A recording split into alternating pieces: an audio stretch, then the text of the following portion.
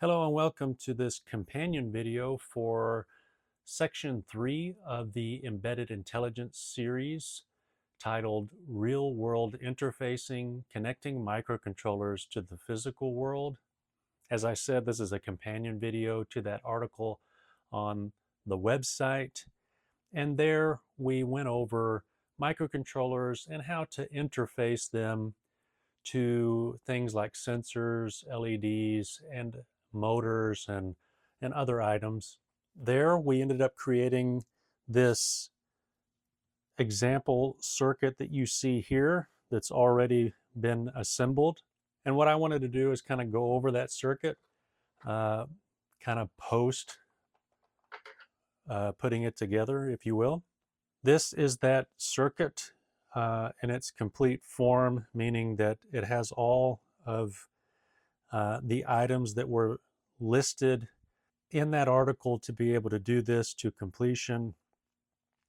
For this particular example circuit, well, by the way, this is I'm calling it the LDR circuit because it uses a photoresistor to use as a sensor to turn on an LED. But for this particular example circuit, we used an Arduino Uno. There's a simple code that's been uploaded to it. You can see that we have a few wires going from the Arduino Uno. If I just start with the power itself, this red jumper wire here is actually going to this buck converter.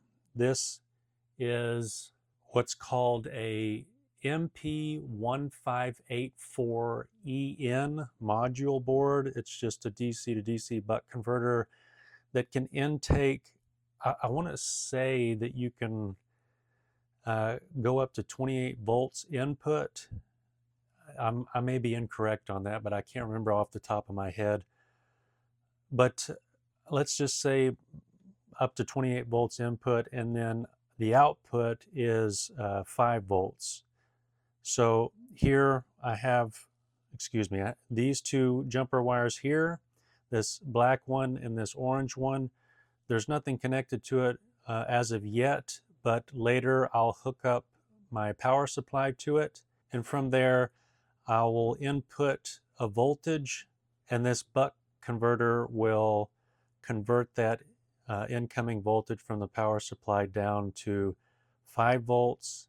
And I've distributed that 5 volts not only to the Arduino Uno at the 5 volt pin, which is the red wire here, but I've also connected this black jumper wire over to a ground pin on the Arduino Uno coming from this buck converter. And I've also distributed that power, the 5 volts, to the breadboard itself. So I have a little black jumper wire here that's going to the negative power rail on this side of the breadboard, and I have a little yellow jumper wire that's coming from the positive 5 volts to the positive power rail of the breadboard on this side, and I've distributed that ground and plus 5 volts over to the other side of the breadboard.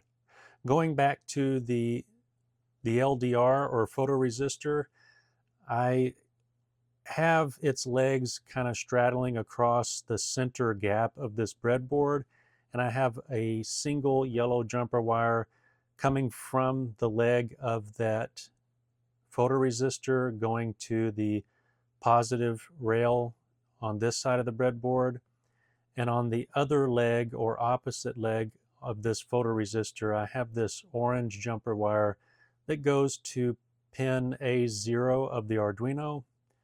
And then in line with that leg of the photoresistor and this orange jumper wire is this resistor that's here. And that resistor has a value of 10,000 ohms or 10 kilo ohms. And then here I have an NPN transistor. It's a 2N2222 NPN transistor. And for the center pin of this transistor, I have this 1K ohm resistor or 1000 ohm resistor at the base of that transistor, and that resistor is in line with this purple jumper wire that goes over to pin 9 of the Arduino. And what that'll end up doing is, depending on whether the photoresistor is picking up on brightness or darkness, it's either going to send a signal to the base of the transistor or not send a signal to the base of the transistor, which will control the on and off of the LED itself. And then on the collector pin of the NPN transistor, I have this other resistor that's a 220 ohm resistor that's in line with the cathode of this LED, and the anode of that LED is at a point on this side of the positive power rail of the breadboard. And that is all there is for all the components and connections that there is for this example circuit. If you want to try this circuit yourself, I've got the diagrams and the instructions and the parts lists for everything that you need to create your own.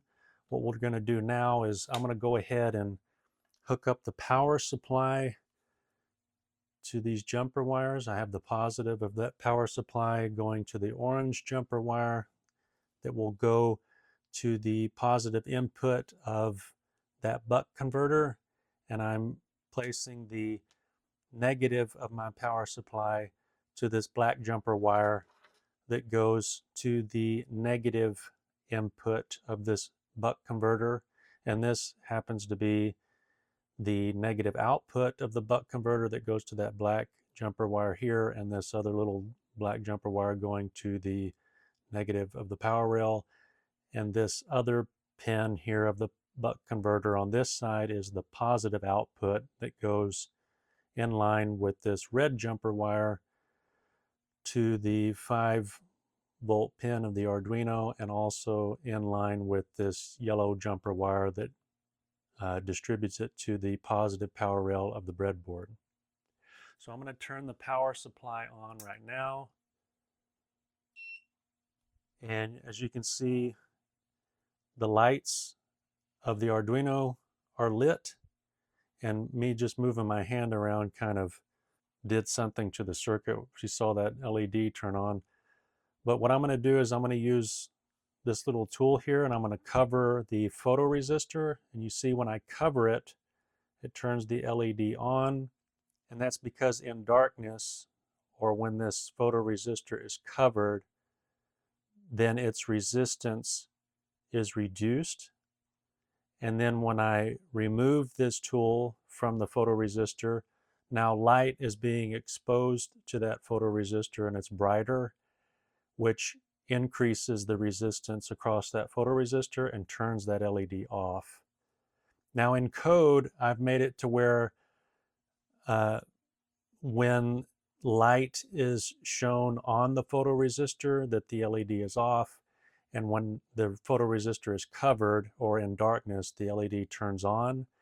You could change that code if you'd like, and I'll also discuss that in the companion article for this circuit, that you can do it opposite, where when light is shining on it, the LED can come on, and when it's in darkness, the LED can be shut off. But I kind of wanted to do it in a way where it's almost like an automatic night light, if you will, that when it's bright in the room, the LED turns off, but when the room gets dark, the LED turns on. So again, if you want to try this circuit out for yourself, I called it the LDR circuit in the article. You can find it on the Motbots website. Again, that article is section 3 of the Embedded Intelligence series, and it's titled Real World Interfacing, Connecting Microcontrollers to the Physical World. And I'll leave the link to that down in the description of this video so you can find it easily. So I hope that you go try this circuit out and have some fun with it. and I want to thank you for joining me. And until next time, keep at it and stay motivated.